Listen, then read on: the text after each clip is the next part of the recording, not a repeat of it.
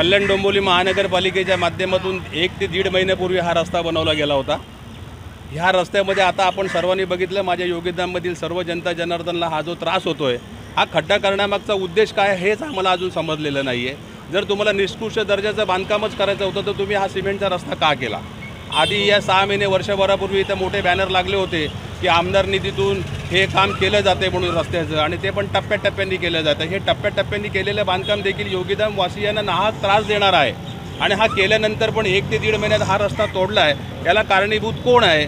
महानगरपालिकेचे भ्रष्ट अधिकारी आहेत का अजून कोण आहेत का लोकप्रतिनिधी आहेत? यांनी आम्हाला त्याचा जाब द्यावा। आणि ह्या योगीधाम परिसरातील जी लोक टॅक्स भरतायत त्या टॅक्सचा उपयोग असा केला जातोय का, हे आम्हाला जनता जनार्दननी जे प्रश्न विचारतात याच्यासाठी आज आम्ही हे उग्र आंदोलन केलेलं आहे। या आंदोलनामध्ये आपण बघितलं असेल की रस्त्यात खड्डा आहे का खड्ड्यात रस्ता हेच आम्हाला कळत नाही आहे। काही दिवसापूर्वी आमचे मित्र गणेशजी नाईक यांनी प्रभागासमोर जिथे काही खड्डा नसताना देखील तुम्ही भ्रष्ट अधिकाऱ्यांनी तिथे डांबर टाकून खड्डे बुजवण्याचा प्रयत्न केला।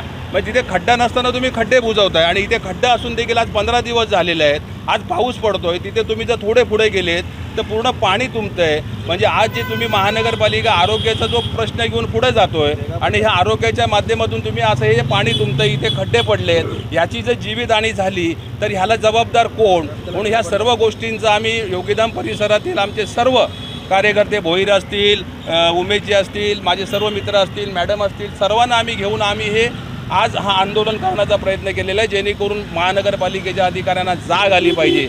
आणि ह्या जाग आल्यानंतर पण ते जर ह्यांनी जर खड्डे बुजवले नाहीत तर ह्याच्यापेक्षा उग्र आंदोलन आम्ही करणार आहोत। आणि उद्या आमचं सर्व शिष्टमंडळ महानगरपालिकेच्या अधिकाऱ्यांना भेटून त्यांना हे आम्ही निवेदन देणार आहोत, आणि हे निवेदन देऊन देखील त्यांनी जर काम नाही केलं तर मग आमच्या पद्धतीत आम्ही कसं आंदोलन करायचं हे आम्ही योगीधाम वासियांनी आता ठरवलेलं आहे। धन्यवाद। झाला रस्ता बांधून त्याला भेगा पडलेल्या आहेत, आणि 1 महिन्यात तुम्हाला असं कोणतं काम आठवलं की ते रस्ता जो निष्कृष्ट दर्जाचा बांधलेला आहे तो पण तुम्हाला खोदावा लागला? तुम्ही आधी काय झोपलेले होते का? तुमचे डोळे झाकलेले होते की तुम्हाला आठवलंच नाही की इथे आम्हाला काहीतरी परत काम करायचंय? का बरं तुम्ही हा रस्ता खोदला? कोणार्क, अपना शहर, अपनी बातें।